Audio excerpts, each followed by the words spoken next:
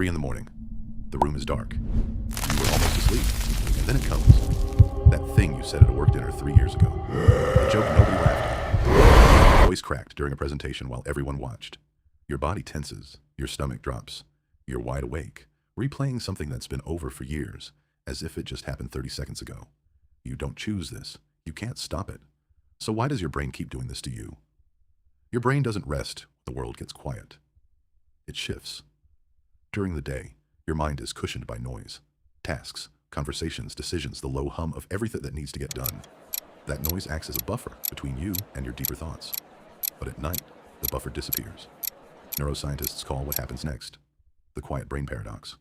The moment external stimulation drops, your internal world gets louder. The interactions that felt unresolved start moving to the front. The moments that still feel open.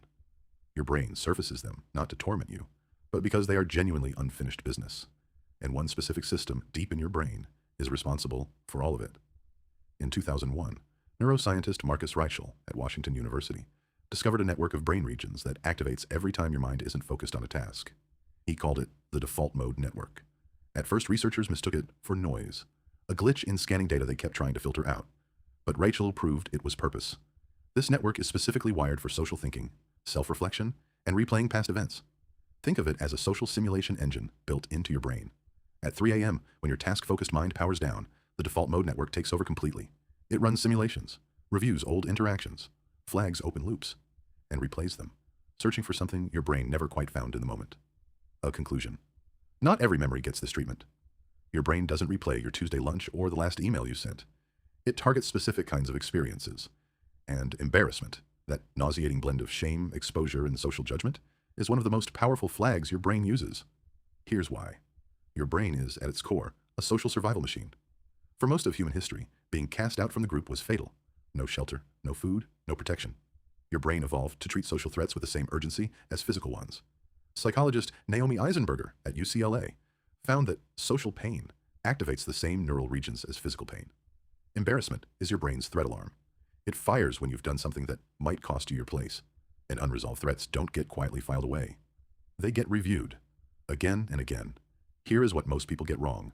They assume the replay is the problem and try to push it away. But avoidance doesn't close the file. It only delays the reopening. What your brain is doing at 3 a.m. isn't broken rumination. It's a debrief. It wants to know what social rule was broken, whether the relationship is still safe, how to respond differently next time. The loop keeps running because it hasn't reached an answer. Psychologist James Finding Pennebaker answers. at the University of Texas found that writing freely What about an rule? emotionally charged Safe memory, now. no editing, Do better. no structure, just 15 minutes of honest thought, significantly reduced intrusive replay and follow-up studies. Because writing converts raw emotion into a structured narrative. And a structured narrative is something the brain can finally file. You don't need to stop the replay. You need to give it somewhere to land. It is 3 in the morning. The room is dark, and your brain is reaching back into the past, pulling up the moments when you felt most exposed, most human, most afraid of what others could see in you. Not to punish you, because somewhere in its ancient wiring, it still believes belonging has to be protected. The memory replays because it hasn't finished learning from it yet.